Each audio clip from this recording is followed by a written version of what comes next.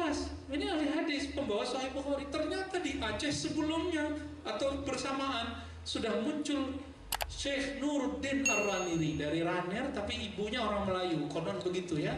Dia menjadi Syekhul Islam di sultanahnya raja sultan yang ada di Aceh. Ini ada Pak Albani, ini orang Aceh, orang Medan Pak. Medan Pak ya. Itu di sana tapi dulu sampai ke Medan untuk kekuasaannya. Mereka sudah mengajarkan Sahih Bukhari. Itu dosen saya, namanya Profesor Dr. Oman Fatur Rahman, pernah mengkaji dan membuat semacam jurnal ilmiah tentang Sahih Bukhari yang dibawa oleh Nuruddin Ar-Raniri. Udah ada semua. Nuruddin Ar-Raniri itu guru dari Syekh Yusuf Al-Makassari yang dikubur di Cape Town, Afrika Selatan. Orang Makassar Pak, gurunya. Ini nyambung semua.